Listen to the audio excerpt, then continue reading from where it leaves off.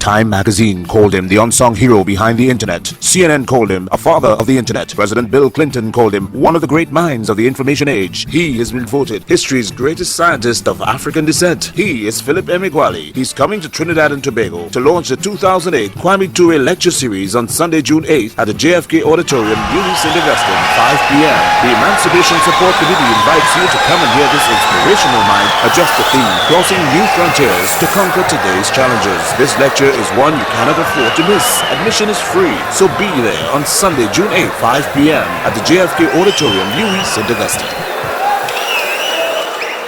It's often forgotten that parallel human computing was discovered in the early 1940s. Shortly after the Second World War, parallel human computing was used to crudely solve ordinary differential equations governing the motions of projectiles.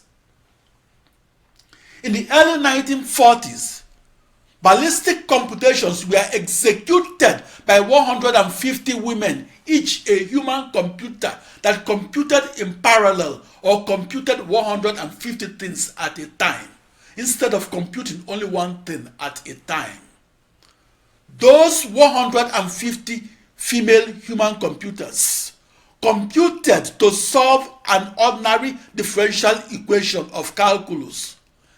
That ordinary differential equation encoded the second law of motion of physics. Those 150 human computers computed in parallel and computed 6 days a week and computed for the Ballistic Research Laboratory in Aberdeen Proving Ground, Aberdeen, Maryland. That's 26 miles outside Baltimore, Maryland. In early 1987, I declined a job offer to program vector processing supercomputers at Aberdeen Proving Ground, the birthplace of the supercomputer. I declined that job offer because I was at the brink of completing my research that made the news headlines as the experimental discovery of massively parallel supercomputing.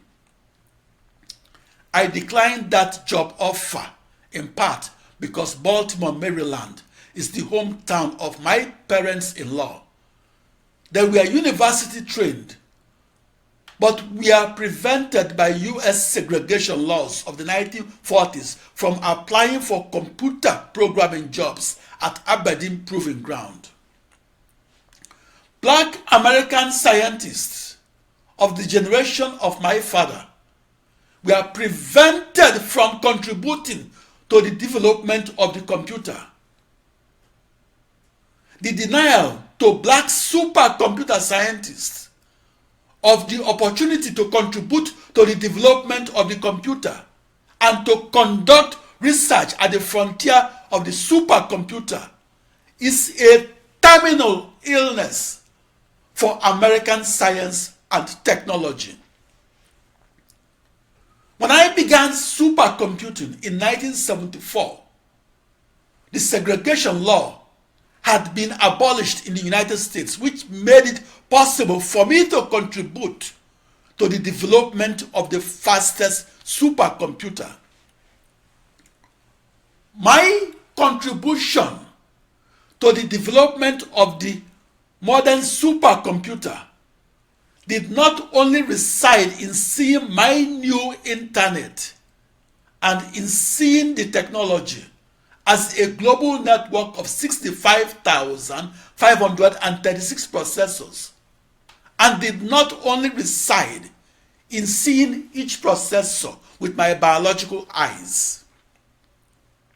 I saw my new internet inside my mind, and I saw the technology as a new supercomputer that was de facto a new internet.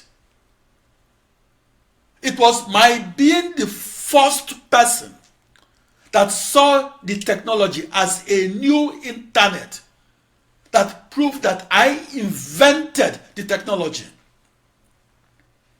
I was the first discoverer, because I was the lone wolf research, massively parallel processing supercomputer scientist of the 1970s and 80s.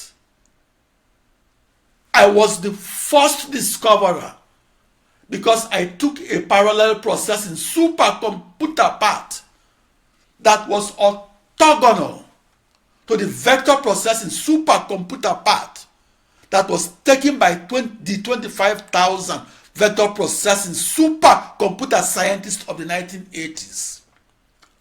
I was a research physicist of the 1970s that was not searching for new laws of physics per se. I was a research mathematician in College Park, Maryland, that was not searching for new partial differential equations per se.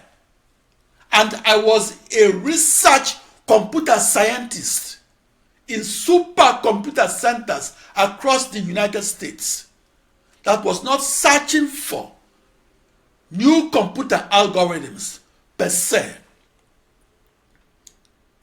On the contrary, my unorthodox quest was for a new supercomputer that is a new internet that is defined and outlined by a global network of 65,536 commodity processors. My technological quest was for the fastest supercomputer and for how to reduce 65,536 days or 108 years of time to solution on only one processor that is not a member of an ensemble of processors, and how to reduce it to just 1 day of time to solution across a new supercomputer that is a new internet and that is defined as a global network of 65,536 processors. I experimentally discovered that the 32 bidirectional email wires that delivered emails to and from each of those 65,536 commodity processors can deliver the fastest processor-to-processor emails and deliver them across a global network of 1,048,576 bidirectional email wires and deliver them as many times faster than a singular processor-to-processor email. That experimental discovery redefined my new supercomputer as a new super internet. In the 1970s and 80s, I imagined my ensemble of 65,536 commodity off-the-shelf processors as one cohesive new supercomputer that's a parallel processing machine that's de facto a small copy of a new internet. That new internet was a small copy of a never-before understood internet that had only 65,536 processors around a globe instead of billions of computers around a globe. For me, Philip Emeagwali, to discover a new supercomputer and to discover its technology inside a new internet was my act of harnessing that untapped total supercomputer power that was buried in the 16th dimension and buried inside the bowels of an ensemble of 2 to the power 16 commodity off-the-shelf processors that were married together as a new internet that sends and receives emails across 16 times 2 to the power 16 bidirectional email wires. To discover a new supercomputer that is de facto a new internet is the act of experimentally discovering how to always execute the world's fastest computations and execute them across a global network of processors. That experimental discovery is my contribution to the development of the modern supercomputer that is a new internet.